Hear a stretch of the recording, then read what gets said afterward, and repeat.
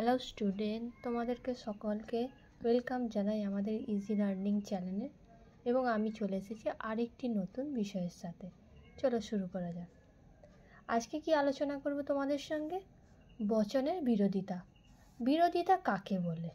আমরা দেখবে দর্শনের মধ্যে বিরোধিতা কাকে বলে আমরা দেখতে পাবো, তো সেটাই কাকে বলে জেনে নেব একটু। চলো লিখি এবং তোমাদেরকে সাথে সাথে বলেও দিই যাতে তোমরা বুঝতেও পারো। একই উদ্দেশ্য,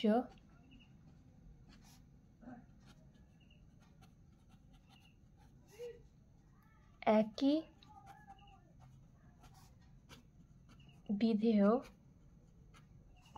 বিশিষ্ট দুটি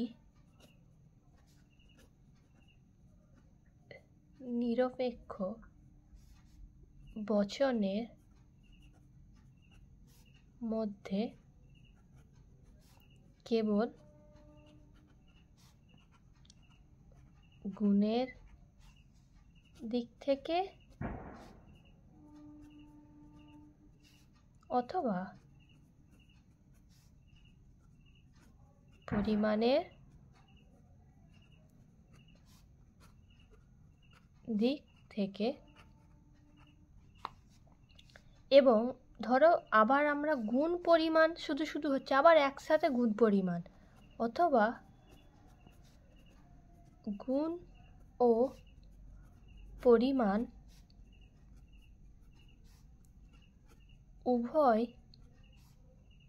দিক থেকে কি হচ্ছে পার্থক্য থাকে, তাহলে বচন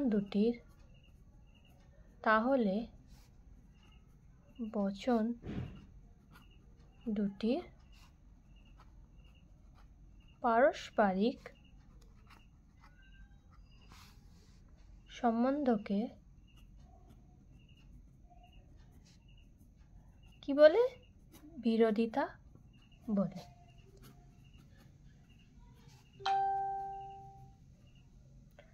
তাহলে দেখো কি বলেছে, উদ্দেশ্য একই হবে, বিধেয় একই হবে। কেমন বচন? দুটো নিরপেক্ষ বচন থাকবে, তাদের মধ্যে গুণের দিক থেকে অথবা পরিমাণের দিক থেকে, আবার গুণ পরিমাণ উভয় দিক থেকে একটা পার্থক্য থাকবে। সেই দুটি বচনকে কি বলা হচ্ছে? বিরোধিতা।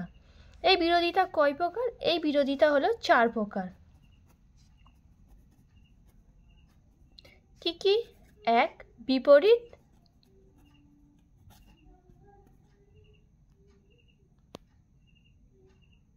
হলো কি বিপরীত। 2. অধীন বিপরীত।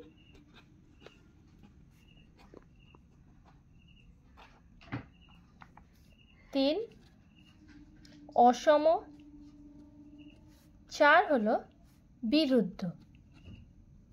তাহলে কয় ভাগে ভাগ করেছি বলে দিয়েছি? 4 ভাগে। 1 হচ্ছে বিপরীত বিরোধিতা, অধীন বিপরীত বিরোধিতা, অসম বিরোধিতা, বিরুদ্ধ বিরোধিতা।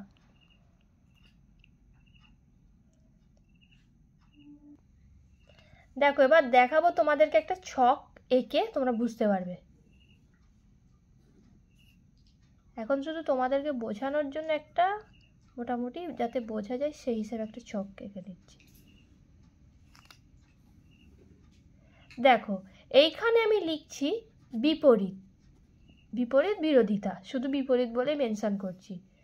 তারপরে এই যে দুটো রয়েছে অসম, আমার এই দুটো দিকই অসম। আর নিচেরটা কি? অধীন বিপরীত। আর এই যে আমি এটা এই ক্রস করলাম, এটা একটা বিরুদ্ধ আর এটা একটা বিরুদ্ধ।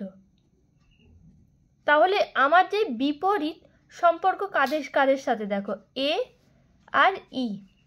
আমার দেখো এখানে আই আর এইখানে হচ্ছে ও। তাহলে একটা জিনিস দেখো, এই যে এ আর ই এর মধ্যে তাহলে কি বিরোধিতা আছে? বিপরীত বিরোধিতা। এ আর আই এর মধ্যে কি বিরোধিতা আছে? অসম বিরোধিতা। ই আর ও এর মধ্যে কি বিরোধিতা আছে? অসম বিরোধিতা। আই আর ও এর মধ্যে কি আছে? অধীন বিপরীত বিরোধিতা। এ আর ও এর মধ্যে বিরুদ্ধ বিরোধিতা, আই আর ই এর মধ্যেও বিরুদ্ধ বিরোধিতা। তাহলে বোঝা গেল এই পর্যন্ত এইটা হলো আমাদের বিরোধিতা, যে কোন বচনের সাথে কোন বিরোধিতা হবে এবার কত ভাগে ভাগ করেছে সেটাও দিয়ে দিয়েছি। এর পরের পার্টি আমি এইগুলো কাকে বলে কিভাবে ব্যবহার হয় সেগুলো তোমাদের সঙ্গে আলোচনা করব। এই পর্যন্তই আজকে এটা।